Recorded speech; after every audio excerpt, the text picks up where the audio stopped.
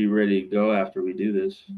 I can't wait. All right, everybody, welcome to National Chumps, the college football conference championship preview episode. Got a banger of a slate. Got a lot of coaches getting hired, some coaches getting fired. Penn State can't seem to find either of them, so things are looking up. I know it's been a minute. How we doing here, boys? Man, what an exciting week of football. Rivalry week was, though. Especially that Iron Bowl win. Yeah. Brother. Yeah. Vanderbilt win. Vandy win was huge. Solid. Yeah. Those are I really care about, honestly. Michigan came up quite short in the game. Had some opportunities early on. Just too young, not ready for it. Probably going to start raising some questions about Coach Moore over there in Ann Arbor if they weren't raised already. So we'll see what happens with Michigan. Hopefully they can keep Bryce Underwood another year. I think they'll be able to, but I know that he's probably certainly worried about his development, especially since Michigan does not have the track record, especially as of late, of developing NFL-ready talent at the quarterback position. Yeah, I mean, it's been since who? Tom Brady? Yeah. Who even I would say Chad Henne was a pretty respectable backup throughout the league, throughout his career. So it's not all bad, but Shoelace was never anything. He was electric, though. Man, Shoelace was the most exciting Michigan player since Shoelace. You know, it's just they don't have a lot of excitement going on. Bryce Underwood gives you some hope, but running game just wasn't there against Ohio State. Hasn't been for many teams. No, they looked like the best team in the country by a lot that day. Yeah. They've looked like the best team in the country most of the year. Even the Texas game when they were holding Julian Sayin back, and I don't know. They have to be the favorite. I haven't looked at the national title odds here in a minute, but yeah, and honestly, the game is just different too. You know, like I was thinking about this, all the hype all around it on game day, everybody talking about the game, and I get to school on Monday, and I forget that one of the 5th grade teachers is an Ohio State fan. She knows I'm a Michigan fan, so. What did she tell all those kids to do when they came to my classroom first thing in the morning? Hey, Coach Rev, go Bucks. Oh, no. No, all day. The kids in a female-dominated workplace, the game still finds a way to bring you down, even when it's over. So, but hey, 4 years, whatever. We'll be back. Brutal. Oregon took care of business up in Seattle. Told you guys that place isn't very hard to play at. In fact, there was more Oregon fans than Washington fans there. So if there's any consolation prize. Yeah, you only wanted to pull your hair out 35 times during that game, especially late. So I don't want to hear too much about we just took care of business when you were crying for at least a quarter and a half, which I guess for a pessimist like yourself isn't really that bad. Ain't bad. Maybe you are right. Maybe I'll eat my words there. But I don't know. I'm excited. Hopefully chalk serves true this weekend and Oregon doesn't slide up into the 4th spot. Yeah, you definitely want play in the Orange Bowl. Definitely want Tulane or wherever the 12 seed is. So. I can't believe it. I'd rather pass on the bye, you know. Get healthy and what's the prize? Well, you get to play in the Orange Bowl. Great. The furthest possible place to play from the University of Oregon. So, other than that, here is the most up-to-date top 25 after Texas A&M lost to Texas. Miami slides up a spot. Texas gets the most ridiculous bounce of all time. I get it. They beat Vandy head-to-head, but guess what? Miami also beat Notre Dame head-to-head. So, do we give a shit about head-to-head? I don't know. Your guess is as good as mine. Houston jumping back in the top 25. There must be 8 Big 12 people on this damn committee because they keep finding a way, even though Houston is awful garbage, man. Like, part of me wishes that they were in the Big 12 title game just so they would make the field and we have a 25-point spread. Would look forward to it. Michigan only drops what? 4 spots, 5 spots. USC drops. I think they were 15. So I don't know. Like the Texas obviously got the huge jump, beating a for sure playoff team in Texas A&M. which I can understand to an extent. I get that they beat Vanderbilt, but if we're going to keep it the same for Texas, we should keep it the same for everybody else. Obviously, I've been a huge advocate of Notre Dame. I still believe that they are one of the top 12 teams in the country and should be in the playoff too. But based on the criteria that they're looking at and resumes, I don't know how you put Notre Dame over Miami from a resume standpoint. Me neither. I don't get it. I I really don't. Notre Dame's played 6 teams that rank between 105th and 120th in total defense, which if you want your answer, there it is. Right? Like that's pretty brutal. I mean, I am super intrigued to see what they do this weekend for conference championship weekend. Like if Duke wins the ACC, do they jump Duke up to 24 and they bounce out North Texas and play politics with this whole thing and say that Duke belongs in the playoff at 7-8-5 or whatever they are? I don't think it's going to go that far. I still think that the committee has some respect for North Texas and James Madison and Tulane. You know, like I think those teams, if Virginia goes down, are going to be the next ones in. But it's hard to tell. Like it's not like bracketology where there's some reasoning behind it. They'll tell you the first 4 out and the last 4 in, and even the next 4 out. I feel like this committee doesn't really do a good job of having a certain criteria that they go off of. It's just dudes like us saying, "Hey, who do you want to see?" Hey, which I love for us. We could be college athletic directors. That's what that means. That's what I just heard. I'd love a salary. I'd love $1 million salary. Go ahead. Drop it over to me.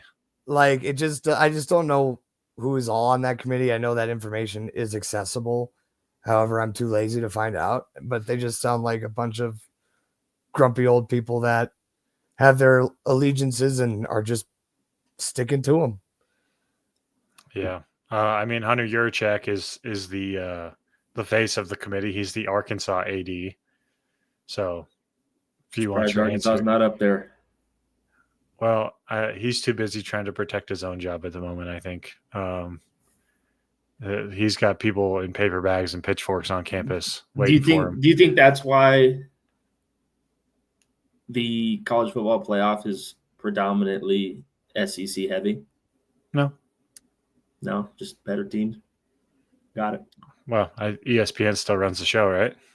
Well, and I mean, let's not just sit here and say the SEC is a terrible product. Okay. Like they do have the most draft picks out of every other conference every single year. That doesn't mean shit. That means they're better players. And so just because you have the best players doesn't mean you have the best team. Shut the hell up, Bird. I hate that. Oh my God. Football is one of those sports where if you do have the better players, 9 times out of 10, the better team's going to win, or the better players are going to win, and they're the better team. It's not like a game like hockey where you can rely on some good goaltending. It's not like basketball where you can get on a heater for a second. Like the Georgia defensive line compared to James Madison's offensive line is probably astronomical. Disaster waiting to happen. Kids asking to get hurt. It's one of those things. It's a different sport than the others. So you're saying, Dunham, if Oregon had the players at JMU, are they beating Georgia? Are they beating Ohio State? Well, no, I'm not talking about the little guy here. We're not talking about the G5. Here's the thing that really pisses me off. Okay. What really pisses you off? Yeah, you got me on a rage bait. I hate that you did this.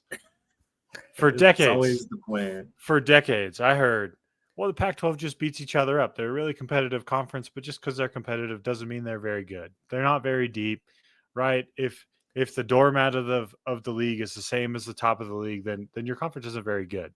Well, now the SEC, the doormat of the league, is competitive with the top of the league, and all of a sudden that makes it the best conference in America. Really? Yes. Really? Which one is better it? Football than the Which Pac-12, one is? So you're telling me the Pac-12 got screwed for a decade, and now the Pac-12 doesn't exist because they got screwed? the difference between the Pac-12 is they played at 11 p.m. The big difference between the Pac-12's doormat is a lot different than SEC's doormat. Not really. Okay? Oregon State compared to Arkansas? If you give me you're Oregon saying State that those versus Arkansas in the Pac-12 era, chances are Oregon State probably has a fighting chance. Yeah, but we're not talking about the Pac-12 era. We're talking about the 2025 era. So Florida State beating Alabama doesn't mean shit? No. Louisville blowing out Kentucky doesn't mean shit. I think the Florida State thing is interesting because the committee seems to have forgotten that game ever happened. I know. Clemson beating South Carolina doesn't mean anything? At this stage of the game, no. No. Like, Clemson was a number 2 team coming into the year. South Carolina was number 11? So they were supposed to be 2 really good teams, and then they just ended up being very mid. And then they got to play each other in a game that meant like something for a rock, I think is what they play for. So I don't know. I feel you because you love the Pac-12 so much, but at the end of the day, everybody chose to leave it for a reason and they weren't getting any love. Yeah, because they were good enough to compete nationally, and I think that goes to show now. Because they had USC and Oregon and UCLA and Arizona Stanford. State was in the playoff. Stanford was good at that time. Arizona State was in the playoff last year. But Oregon was in the playoff last year. In the playoff. They were a Big 10 team or a Big 12 team. But it goes to show the West Coast teams can fight nationally. Players started to go to those schools when they got into bigger conferences. No, they didn't. Stop it.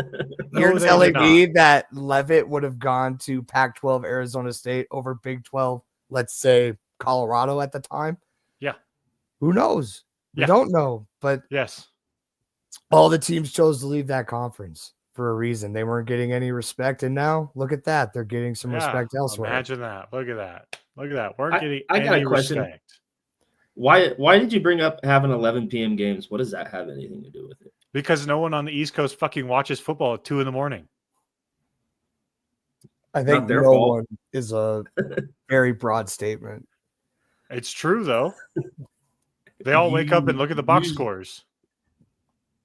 There's some sickos out there. Yeah, there's some sickos, but it's not a majority of the population. And the thing that really pisses me off now is we play the CBS game in Seattle, and it's a 12:30 noon kick because it's a 3:30 Eastern kick. And everybody's like, what's up with these noon kicks? Bros, we would be dying to be playing in the 12 o'clock kickoff window so people could watch us play. AP voters don't stay up until 2 a.m. to watch the conclusion of Oregon at Cal in a 14-7 dogfight because it's happening in the middle of the night. TV deals, man, they run the show. I know, and I'm not mad at Oregon played on CBS 9 times this year. I'm not. It's all about the ratings. It's all about the ratings. And Oregon draws. That's what the CFP is about too. Oregon definitely draws ratings for sure. And so does Texas. Vanderbilt doesn't. BYU doesn't. That's why Texas and Miami are so high on this list. Because they know it's going to get people in front of their TVs. Unfortunately. That's where we are. So, like, I'm looking at this. You know, we have pretty much 1 through 8 solidified, I'd say. I don't think any of those teams are going to do anything to get out of the playoff. Even if Georgia loses to Alabama, I still think that they're a shoo-in. So it'll be interesting to see how hard Kirby plays it, especially since Alabama owns Kirby Smart. Ohio State, Indiana. Yeah. Like, that's just going to be Big Ten football. I'm hoping for a 13-10 game, and let's see Pavia win that Heisman. I'm more curious to see what happens if Alabama loses. I mean, it's always hard to beat a team twice in the season, in my opinion. And that goes for any sports, but also Jam Miller got hurt against Auburn. Yep. I haven't seen anything saying that he's going to be back. And the game after Jam Miller got Jam Miller, the last time he got hurt, they couldn't run the ball for crap. They still can't run the ball. I mean, it's better when Jam's in there, but it is. Georgia's probably sadly going to win without any type of run game from Alabama. Yeah, I mean, Georgia's certainly playing better at the moment. They've gotten better as the years progressed. Yeah, they're peaking at the right time. I think they're playing some pretty solid football as of late. I still think Kirby Smart's sacrificing goats in the locker room when they're down, though. Probably they got the horseshoe somewhere. The big domino here is the ACC title game. Because if Duke wins, it throws this whole thing into a frenzy.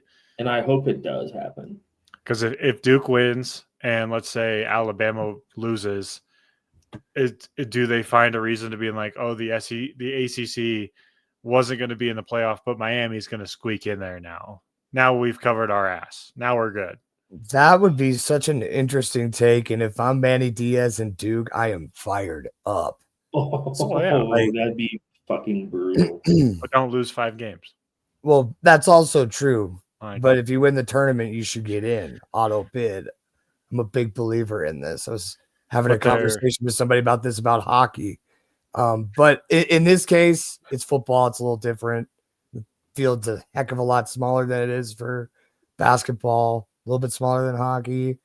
This is the system that they have, and it works, and it works for now. And I don't know. I feel like it's only going to get changed if Alabama loses, and they need to find a way to get another SEC team in there, and it's not Vanderbilt. And it's going to be Texas first. I'll be fired up if it's Vanderbilt, not Vanderbilt. It shouldn't be. If Texas is in this playoff, I'm stoked. That's one more team Oregon gets to beat on their way. Would it be Texas, Oregon in that first round, or would it be Texas and Notre Dame? Or I'm assuming that they're going to put the G5 champion at the 12th spot.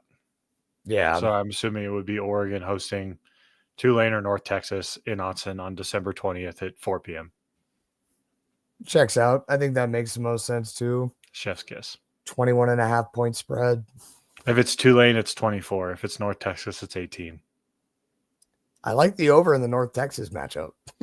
Depends on what the weather looks like. If it's cold, raining, and snowing, the under probably is in play. Both teams are going to try to run the ball. North Texas won't be able to throw on Oregon. They just won't. Secondary's been too good. Let's see.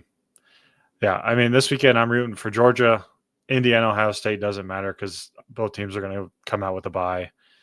And then, sorry, Bird, I have to root for Texas Tech. I got to do it. Because if BYU wins that game, Oregon slides into that 4th spot, and I want to see a home playoff game in Autzen. That place will be rocking. Well, I mean, if Indiana loses to Ohio State, do you think, and BYU beats Texas Tech, could Oregon slide all the way up to 3, or do you think they're going to go with the head-to-head and give Indiana the 3 or the 2? I think they would give. I think both those teams stay at 1-2. I think unless Georgia, Ohio State blows them out. I think Georgia would take over Indiana's spot if they lose. Maybe I could see it.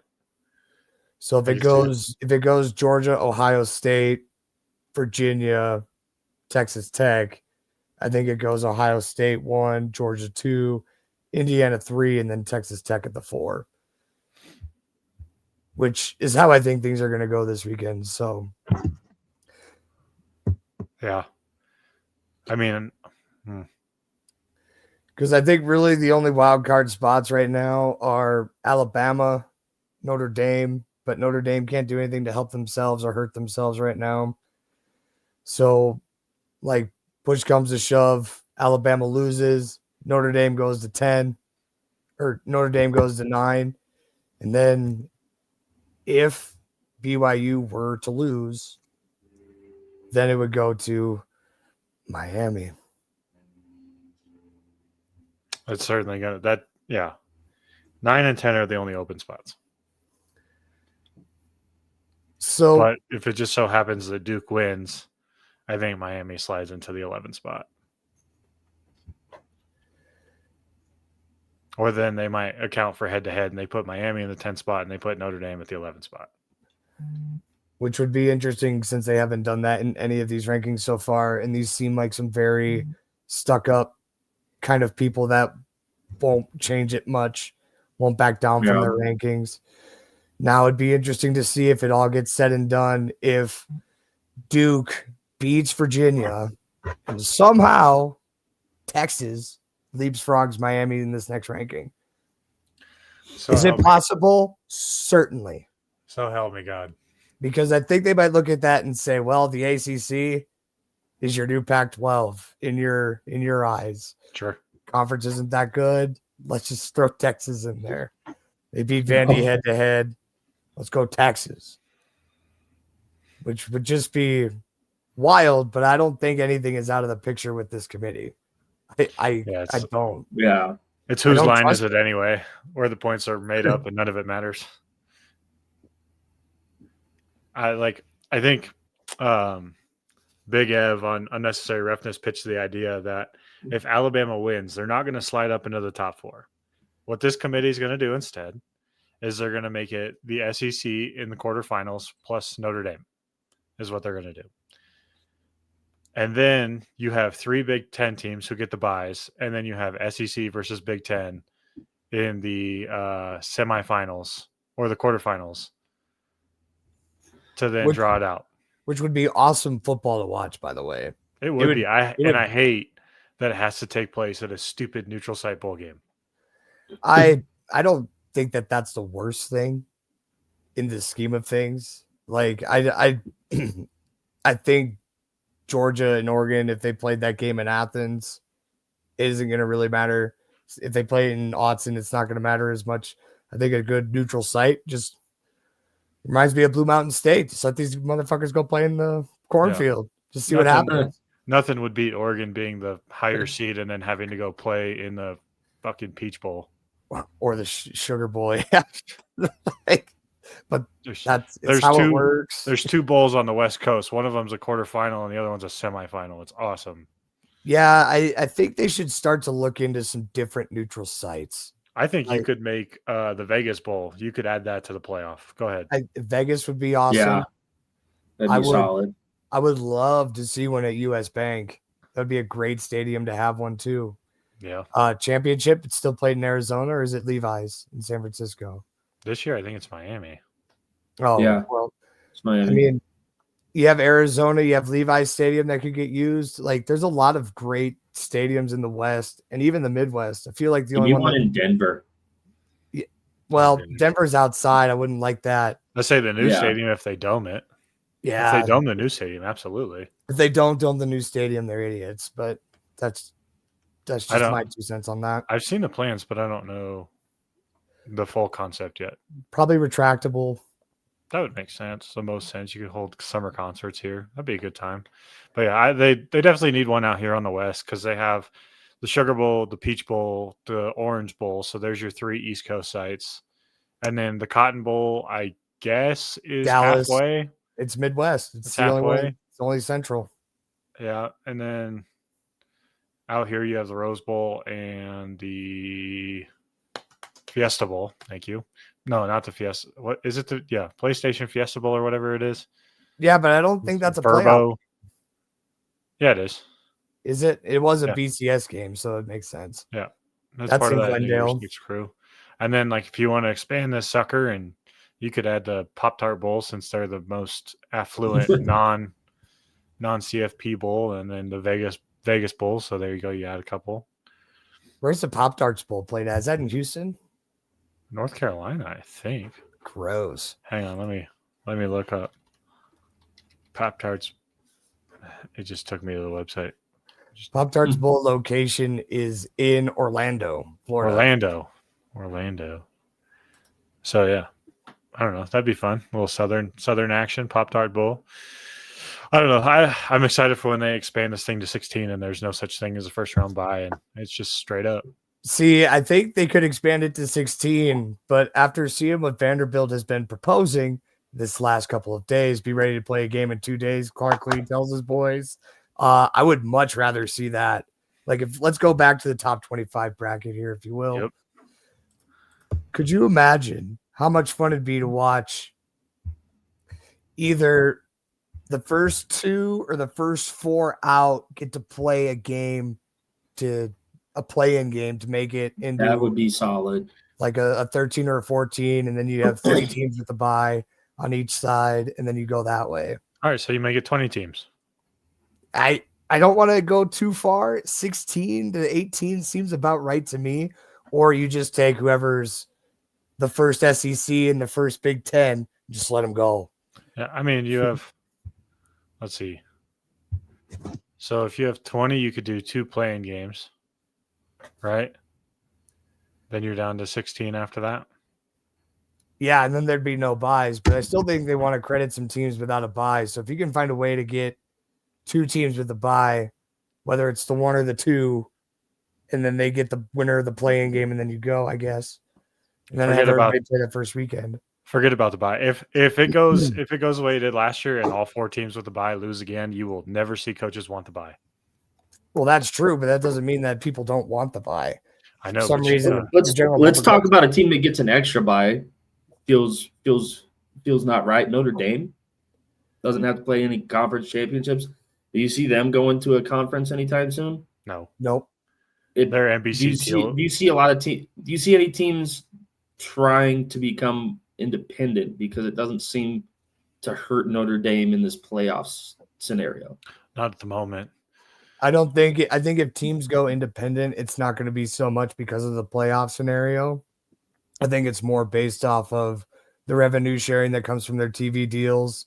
I think Michigan was the one that I had sent in our text thread about possibly thinking going independent in the year like 2030 when the Big Ten TV contract's up, because the way that they want to share the revenue for the next deal doesn't bode well for Michigan because they're playing most of the games that people want to watch.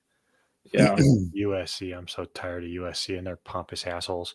And so, I mean, if you go independent, yeah, you get to make your own schedule, but you got to be smart about who you schedule and when. Like Notre Dame had to bank on their first 2 games, which they lost, and then show in style the rest of the year that they could beat anybody that came across their path. Granted, they had some good teams on there still, Pitt, USC, but for where Miami and Texas A&M were at the beginning of the year is definitely not like the USC Pitt matchups, if you will. Yeah. I mean, it all comes down to TV, right? Like UConn's independent. You don't see them getting the same benefit of the doubt here. They also don't win as many games and have as many recruits or have the brand that Notre Dame has. Right. But like UMass was independent. They're not independent anymore because they couldn't hack it without a TV deal. Like, so it's really all about the TV revenue and what your brand says. Like I could see USC potentially going independent if the Big Ten kicks them out for their stupid profit idea that they got rolling, signing in 35,000 3-stars and then saying they have the number 1 class in the nation. Kiss my ass. Well, the transfer portal will be telling to see who really has the best class. Well, it won't be USC because they're going to have a bunch of guys in it. Nope, I agree. How about let's talk about the Penn State debacle early recruiting day yesterday. Yeah, I think we could start talking about coaches here. We had some pretty big news over the weekend with one coach in particular. But a lot of other moves. And Jaybird, you want to talk about Penn State a little bit, huh? Yeah, I saw that Penn State was ranked, I think, in the 160s yesterday after South Dakota State and somebody else too. McNeese State, South Dakota State, and one of the only reason they're up that far is because they have 1 4-star recruit. They have 2 recruits that signed with them yesterday, which is insane for Penn State. Great for Virginia Tech. James Franklin was out there poaching like no other, brother. All right. He's doing it by himself. Those are his recruits, man. Like, and I don't blame him. I saw who was it? Summerall. He's going to Florida. Yep. Down there from Tulane. I saw he talked with his team and said, or his recruits, and said, you guys should stay here. Stay with Tulane. Don't come to Florida. And I saw a pretty interesting comment. Somebody said, yeah, probably because they wouldn't make it in the SEC, those recruits that are going to Tulane. And I don't disagree with that one bit.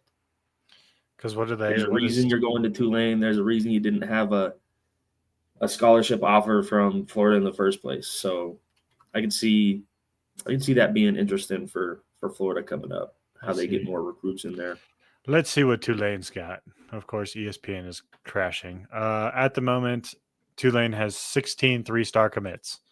So there's your answer. You're not quite ready to play in the SEC. Maybe in a couple of years, if it goes well at Tulane, you can jump in the portal and come on down.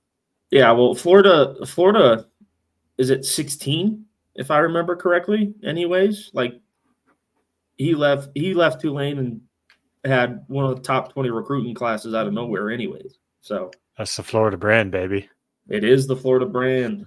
Florida has 1 5-star and 13 4-stars and 5 3-stars, 19 total commits.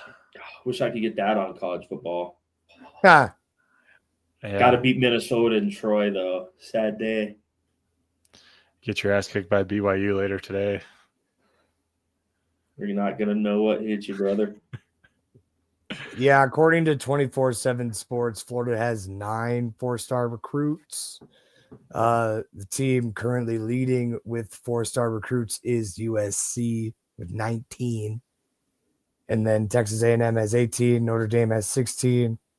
The 5-star recruits, obviously those big heavy hitters. LSU has a bunch, right? Right now that are signed, it goes Oregon, then Tennessee, and then Notre Dame, and then Alabama. So Oregon obviously bringing in another fresh crop of recruits like they always do. Money talks, baby. They get to say, how many pretty jerseys do you want to wear? And they get whoever they want.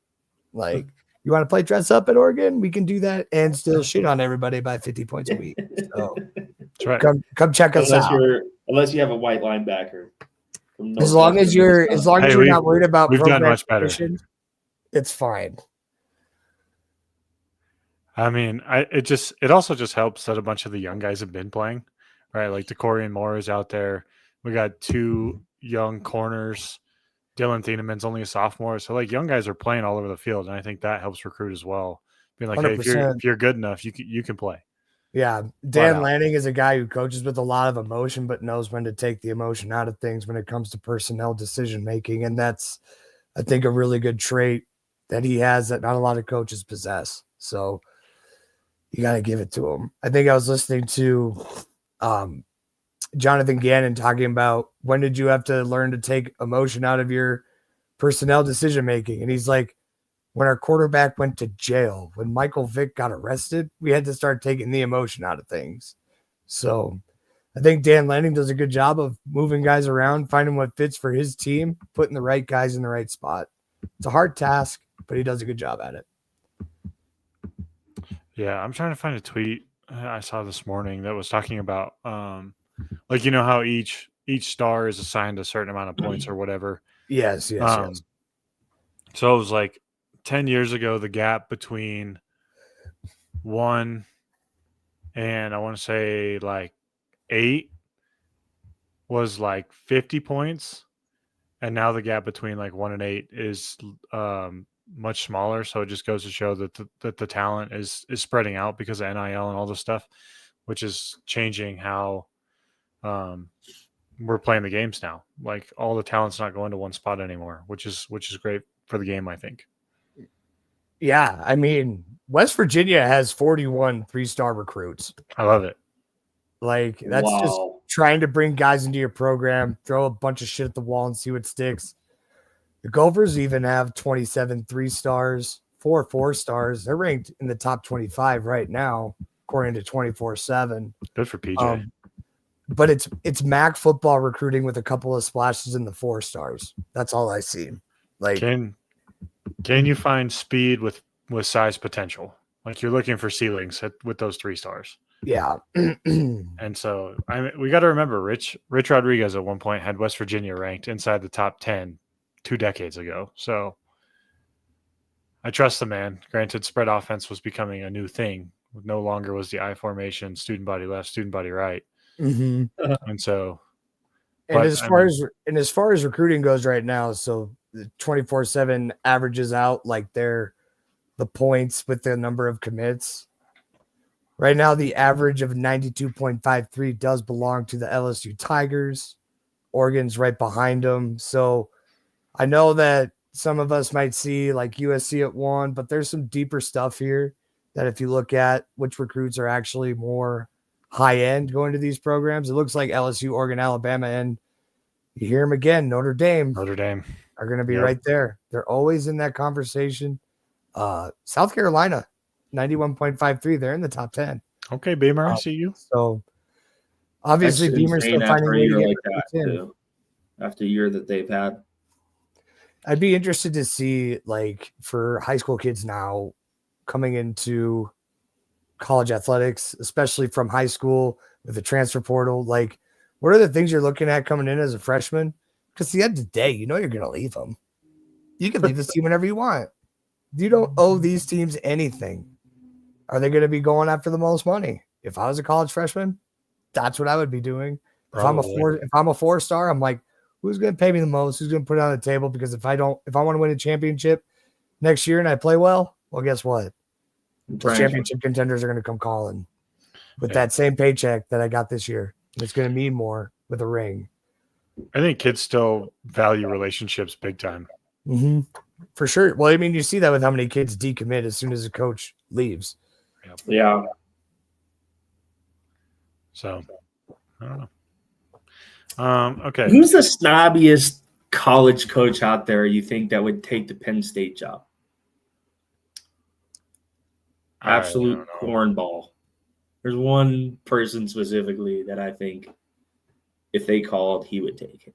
Mike Gundy. Kalen DeBoer.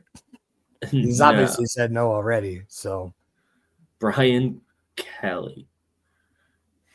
I think if they called and they asked, I think Brian Kelly would take that Penn State job. Do we know anything about where he's thinking of going?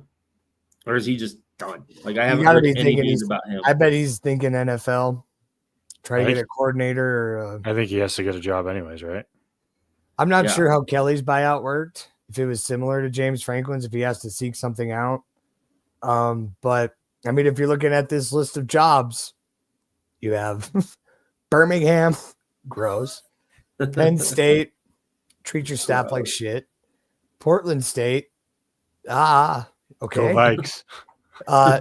North Texas, the Mean Green Machine. I like it. UConn, you're an independent. Like, I think UConn would be a great Brian Kelly fit. Probably. Like, that seems to be a spot where he could get a bunch of guys to come in, get UConn maybe in a top 25 in a year or 3, and then find a way to be a stepping stone for when the Ole Miss defensive coordinator Golding doesn't work out, or when Summerall struggles, and then all of a sudden, well, look, Brian Kelly rebuilt UConn.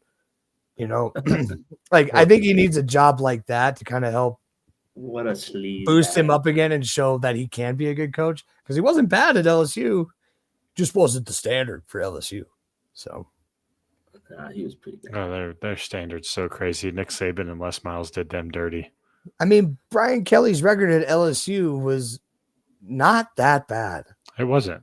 But what I'm saying to LSU fans is your standard's so high, it's ridiculous. Yeah, it's insane. It's like Penn State. I still think it's crazy that they're still paying off Ed Orgeron, who's probably going to take the job at Tulane. That would be solid. I'd love to see it. There's a green wave, baby. Back out there. I would love to see Edo back coaching college football. In New Orleans. He was one of my favorites, and he was awesome. New Orleans. But let me get Nick Saban at JMU. God, that'd be fun. All right, you guys want to go to the playoff? I'll teach you how to go to the playoff. Our program here at JMU. His brand alone would get JMU an early season top 25 vote. It would get him into the ACC tomorrow. Right. So go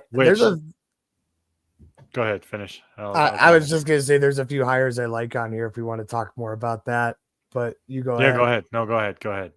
Gosh, I really love the Brian Hartline hire at South Florida. Me too. I think this is awesome for him. I thought very highly of him as a player. I think there was a week 15 a few years ago where he got me like 28.5 fantasy points. It was awesome. Helped propel me to a W, just a sneaky flex play in the playoffs. So I always got a soft spot for the Heartline. Obviously, Ohio State's offensive coordinator, what a job he's done there. Was definitely deserving of a head coach somewhere. And I think USF is a great fit. Yeah, It'd be Penn awesome State to see told him him. no, by the way. Really? Yeah. That's interesting. Yeah, they closed the door on him. But I think this is a good fit for him because he gets a chance to take over a team that's already doing good things and possibly put him in that G5 spot next year and play Ohio State in the second round. And he gets to recruit all of Florida, which is where a majority of America's good receivers are hiding, or extremely good athletes are hiding. And if he can recruit well to South Florida, he'll have a big job in no time. And if Byron Brown stays for another year at South Florida, which he should. I think he will. He shouldn't go to Auburn. That QB room's already too crowded. Yeah, it's an interesting one there in Auburn. I also really like the Pat Fitzgerald hire. I know he's got the allegations and all that, but acquitted. He turned Northwestern around. And to be able to take a school like Northwestern and make their football team relevant, that's saying something, man. He's going to do some good things at Michigan State. Bob Chesney's a good hire for UCLA. I think that he brings a lot of good energy to what UCLA needs. I hope Nico buys into what he's doing because obviously he knows what he's doing. These James Madison coaches seem to do pretty well. And then the last one, Lane Kiffin. That's a good hire.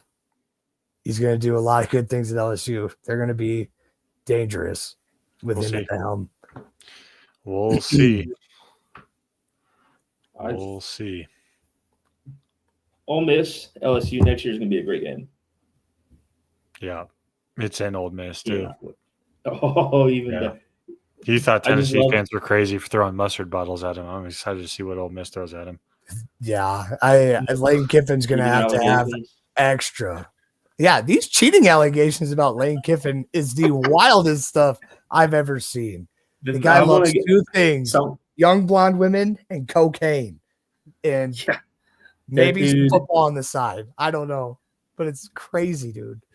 It's got to be a miracle that he doesn't have 15 Lane Kiffins running around in the next 3 years at Ole Miss, dude. Well, supposedly there's some other stories there potentially. Don't want to get sued, so I'm not going to go there. Text me, I'll say it. I don't care. For me, I like to Tosh the boy at Cal. That's a big time get. Defensively, if they can clean some things up and they keep JKS in the house, Cal's going to be really good in the ACC. Play really good defense, get after some people. JKS is going to be a first round pick in 2 years, if not 1-1. I like Alec Golish at Auburn. Tennessee has fallen off the wagon since he left as OC. They got South Florida picked up. Year 2 for him wasn't great, but that's because Byron Brown was hurt. So I'm going to roll with that was just off year. And then I really like James Franklin to Virginia Tech. If you can win 10 games a year at Virginia Tech and with this ACC, I think it's possible. Solid. Could the ACC be fun next year? It could be Dabo, James fun. Franklin. This was the point I was going to make when I started to cut you off. If the ACC doesn't get into the playoff this year, next year will be the last year of the ACC. Wow. The thing is, where do these teams go? Because I don't think I think the ACC, if I was them, I would do everything I could to get Notre Dame in our conference. You would have to at that point. Like, that's where I would be looking. I'd be like, let's try to get Notre Dame. Let's see if we can talk some of these other teams into maybe coming here. I just like Tulane, possibly. Could you put them in the ACC? Sure. I think that they make their own conference. In the ACC? That would be interesting as well. I think some of these conferences do need to shrink a bit in order for things to go back to normal. You would see the big schools jump and try to get into the SEC. So Clemson, Florida State, North Carolina, Louisville, potentially, based on how they've played and how their sports have been good across the board. Hi, Jay. Grandma, sorry I missed your call. All good. All good. What are you doing? Do I need to meet you? Just got back. We took care of it. Rookie. Shout out to Grandma. Shout out, Grandma. We appreciate you, Grandma. Yeah. Hello to you too. Keep going on with what you're saying about the ACC here. You probably see Miami try to find their way into the SEC. You'd maybe see the northern schools try to jump into the Big Ten, if not make their own, and join the Sunbelt crew, JMU, Coastal maybe. It just kind of depends really on what kind of deal they can put together and how they can be competitive across the board. Because I think what you're gonna see is if the ACC doesn't get into the playoff this year and they beat the SEC, I want to say 5 or 6 times, right? And then they just like, go away, we don't need you. That as a conference that has to present an issue. Sure. If not this year, then when?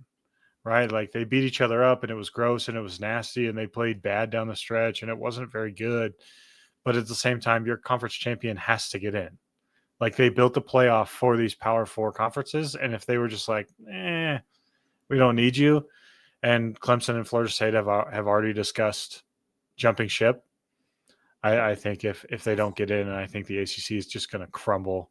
I think the Mountain West is going to join forces with the Pac-12 at some point when they stop their pissing contest with each other. So I think that's where we're headed. Yeah, Pac West would be sick. It would be. I would be down for it. I also wouldn't hate seeing some schools jump back into it.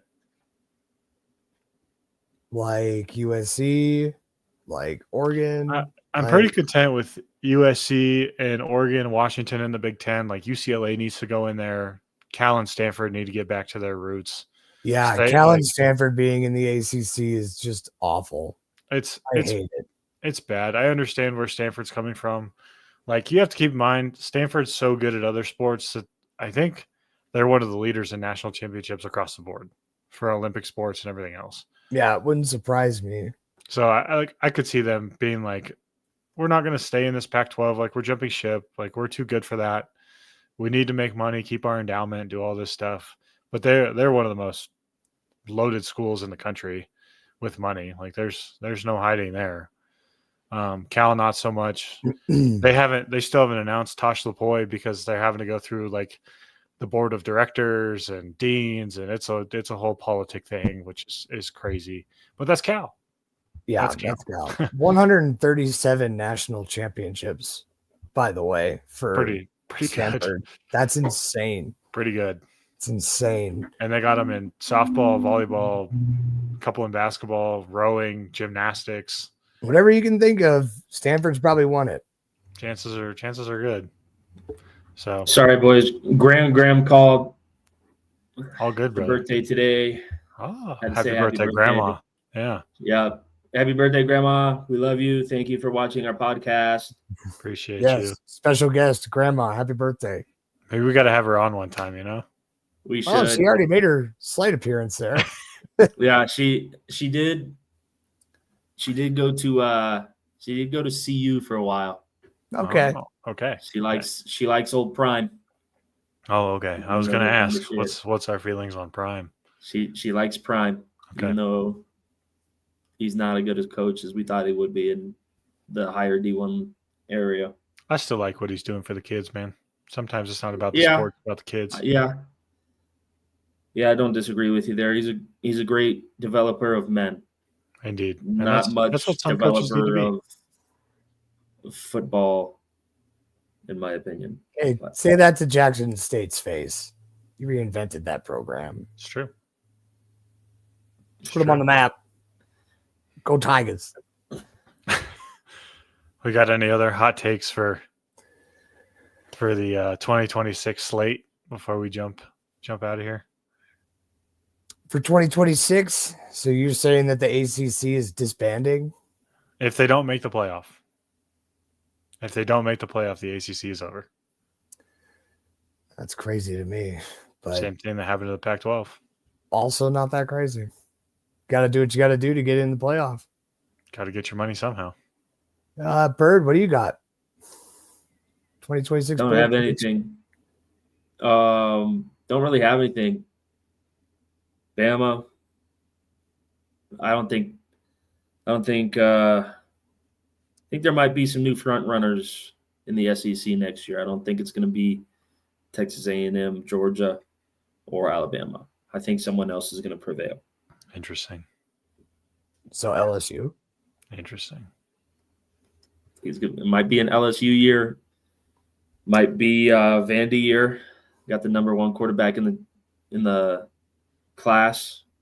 Wouldn't hate it. I wouldn't hate seeing. I think the people wouldn't hate seeing somebody different up there one year. I don't even if it's Texas A&M.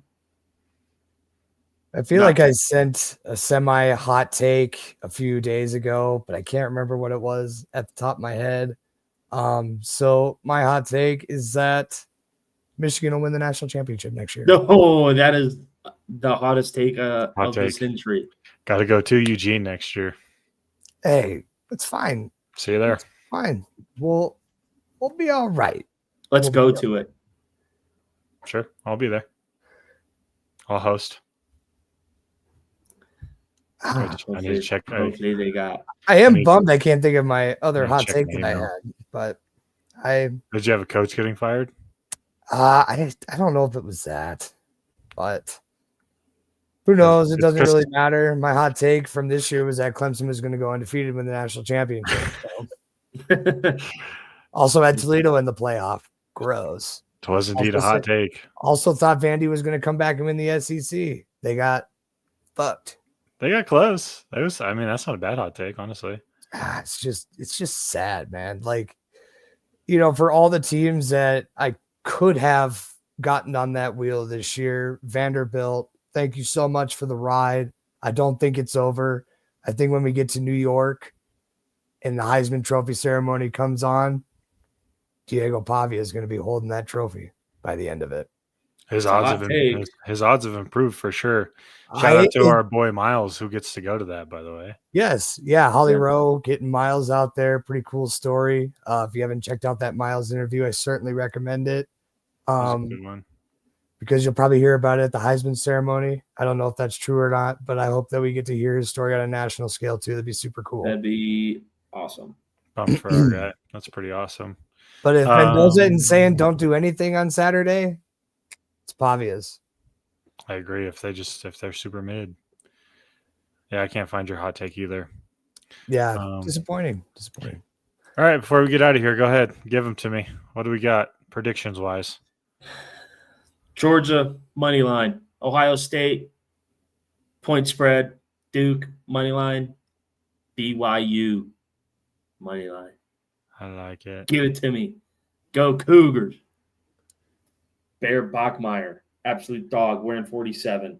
LJ Martin will run over the Texas Tech defense this week. Sunday back. Facts. Alabama on the money line. They need it more. They need it more than Georgia. They're going to find a way to win. Kirby Smart doesn't do well against Alabama. I will take the Indiana Hoosier Daddies because I can't stand Ohio State and Julian Sainz. Not that good. I'll take Virginia on the money line. They'll make their way into the playoff because Texas Tech will beat BYU.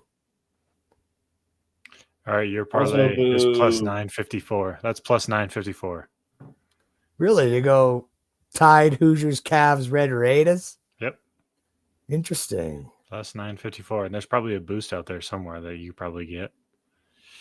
All right, I'm going to go Alabama as well. They're going to get the old officials treatment. They're getting in this playoff no matter what. Greg Sankey knows what's going on. I will take the Ohio State Buckeyes, the Virginia Cavaliers, as the Duke Blue Devils will also get the official treatment. And I will take the Texas Tech Red Raiders. All right. Just no hope for the Cougs in here. And you can give me UNLV on the money line in the Mountain West championship game. Oh, against Boise. I like the over. See that. I like that. The over's at 58.5. UNLV plus 180 on the money line. Hammer it. I love the over here. Is Maddox Madsen back for the Broncos? Doesn't matter. Go over. Over and give me Mullins, boys. And then he could still take a job somewhere too. Don't forget about Dan Mullen. He might find a job somewhere else. He's having too much fun in Las Vegas, bro. I think he's going to wait one more year. I think that would probably be smart, but if Penn State comes calling and throws him the bag, I don't know. But it's not really his demographic. I don't think he'd be a good fit there. I don't think he wants that job. I think there's a certain job that will be open in the year 2026 that he wants. Ooh, which is what? It's in the state of Florida. Okay. Enough said. And I think if he can beat the team that fired him every year, he'll do it. 100%. That'd be awesome. That'd be a good fit. I like that. We'll see, though. Got some other title games going around the league. We have Miami of Ohio and Western Michigan. Give me the Broncos to cover. Yeah, I'm a little disappointed to not see the Ohio Bobcats here, but that program's also got some drama going on. They're going to be looking for a head coach here in a minute. What's the drama? I didn't hear this. So on Monday, their AD stormed into the coaches meeting, grabbed the head coach, pulled him out, and he is currently on administrative leave. My oh my. Solid. Yeah. After he should be in the championship game. I don't know why Miami of Ohio or the Bobcats are not there. The Western Michigan Broncos pass or rush attack, lethal. All they do is just run it down your throat. Lethal. Yeah, and Miami 1-4 as underdogs this year as well, just against the spread. Just letting you know. So Western Michigan is 9-3 ATS straight up. So also give me James Madison over Troy. Sorry, Trojans. I don't even think you're going to cover. I'm going with the spread on that one. 23.5 is so much for a championship game. Doesn't matter. JMU 59-14. Just watch. Did they play earlier this year? I think they did. I don't know for sure. Let me double check right quick. They did not. Okay. So. But James Madison has scored 59, 58, 35, 52, 63. So yeah, I like that. Oh man. I got to see what Troy's giving up now because I might want to lay that.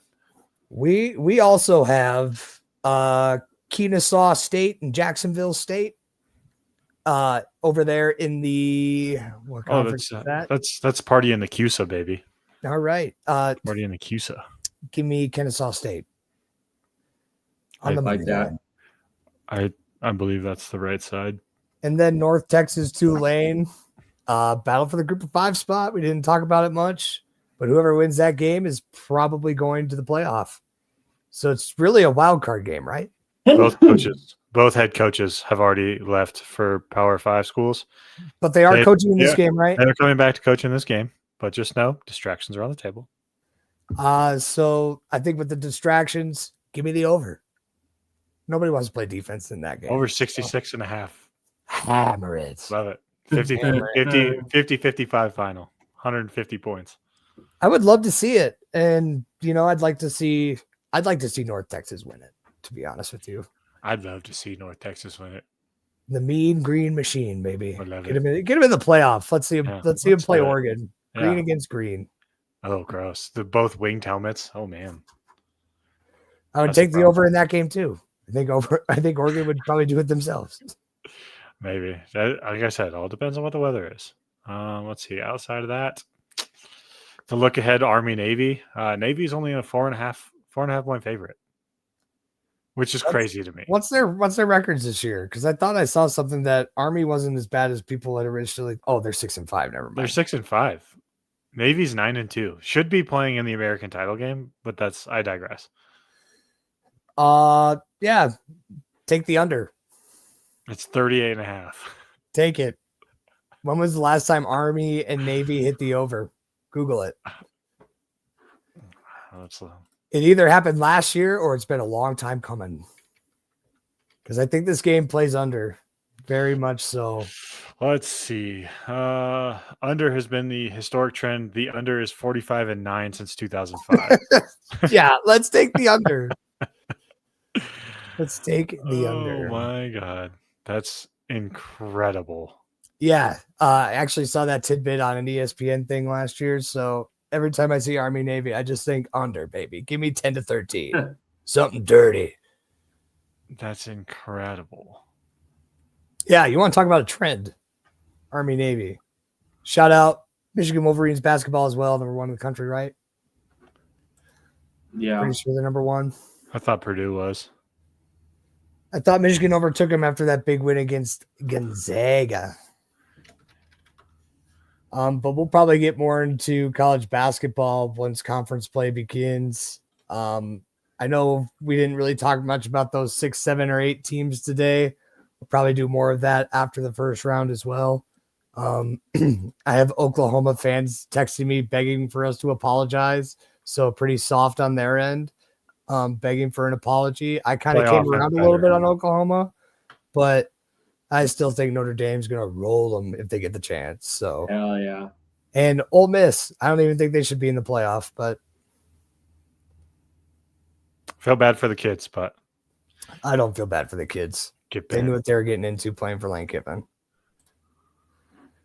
Actually, Michigan is 3, Purdue is 1, Arizona 2. Yeah. Sorry for the misinformation, but new poll comes out Sunday. Sunday, probably change. Probably change on Sunday. Shitty slate today. I'm so pissed at how small this slate is. Teeny tiny. Oh well. But you can't compete with Kirk Herbstreit and Al Michaels on Thursday Night Football. Whoop, excuse me, I shouldn't have burped there. On Thursday Night Football. UC Riverside and UC Irvine and Cal State Fullerton and Cal Poly. Yeah. Couldn't tell you one of those schools' mascots, but I'm going to guess one of them is Mustangs. Cal Poly is the Mustangs. Oh, let's go. That was a shot in the dark. Well, very good. Fullerton, they're Titans, aren't they? Fullerton is the Titans. So we got 2 left. UC Irvine. Anteaters? Anteaters. Okay. UC Riverside.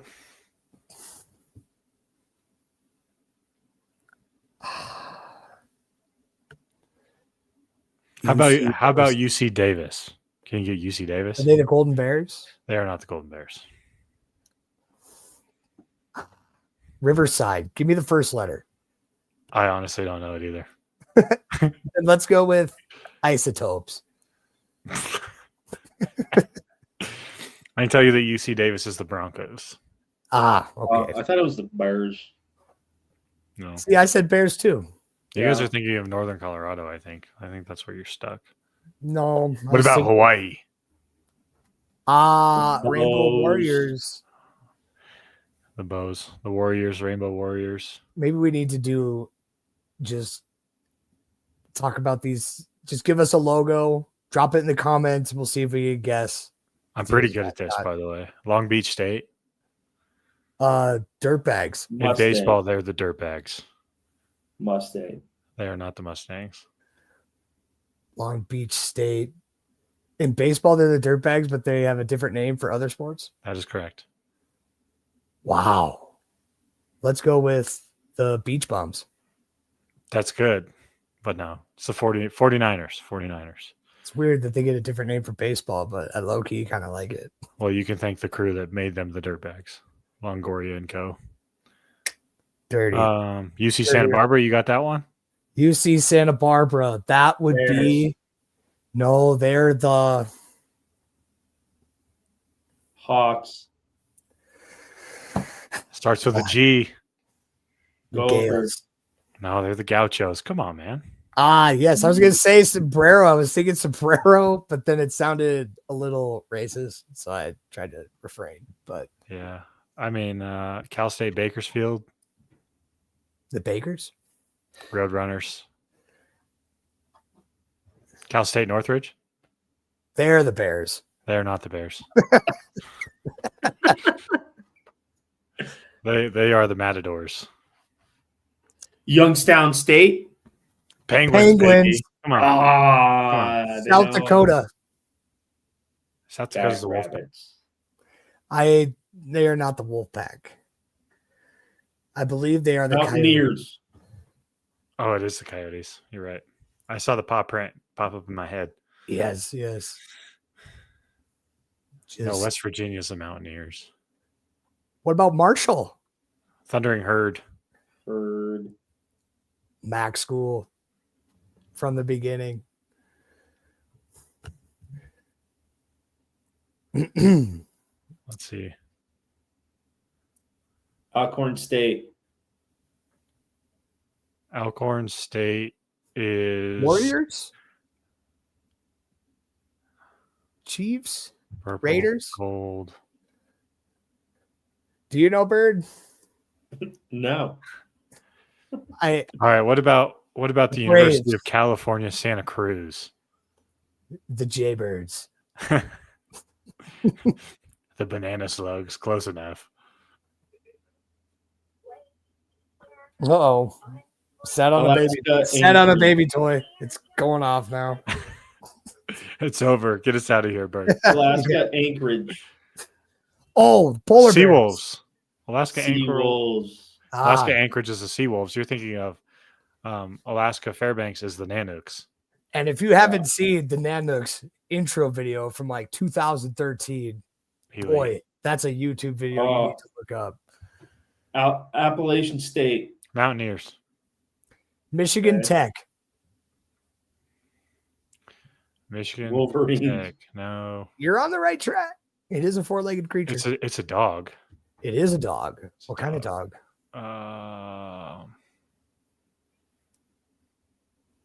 Husky. Huskies. Very good, Jaybird. Very good. There's Bemidji State. Beaver. Yes, the Beavers. Mississippi Valley State. Oh, they're the Devils or Deacons or something like that. Devils, I want to say. Delta Devils. You went SWAC on me, and I'm out. Jacksonville State. Raise your shirt up a little bit. Raise your shirt up a little bit. I can't. Is it the Eagles or something? I said Jacksonville State. Jacksonville State. I want to say they're a flying creature. They are a bird. South Carolina. Think South Carolina. Are they the Chanticleers too? No, they're also Gamecocks. That's right. Gamecocks. MIT. Michigan Tech, we just did. No, this is MIT, the Massachusetts Institute of Technology. The nerds. The geeks. Pretty close. Engineers. Yeah. McNeese State. They're the Cowboys, aren't they? Yeah. Manhattan. The Hatters. I think they're the Jaspers. They're the Jaspers. I was thinking.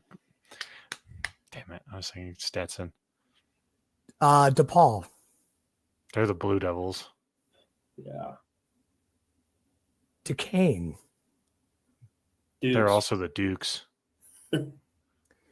I like the ones that keep it simple. William and Mary. Oh man, what is William and Mary? Tribe.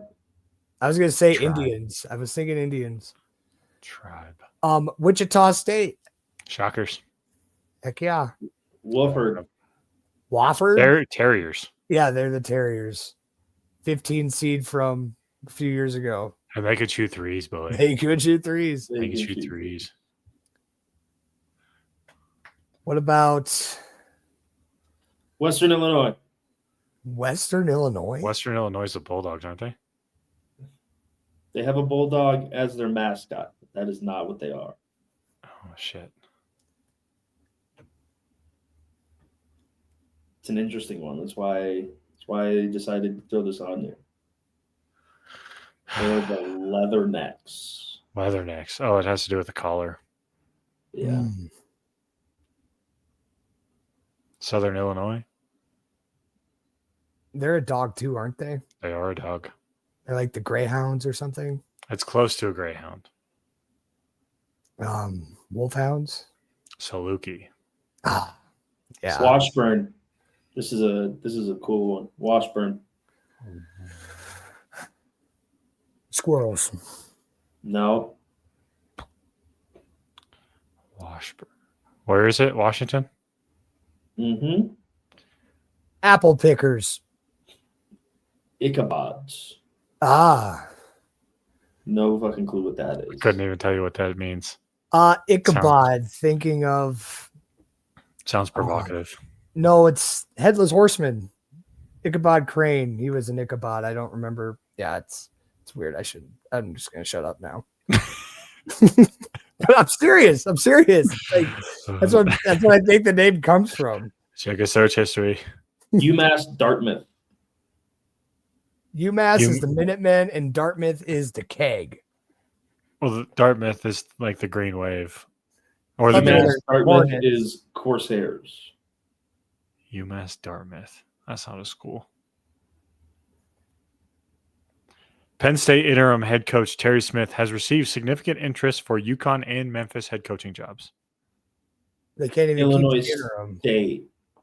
Illinois State? Yeah. This is where my fiance went to school. Illinois State. Red Wolves. Ooh, close on the red. Red Bears. Red is in the name. It's not the Red Storm, is it? No. Illinois State Red. Rednecks.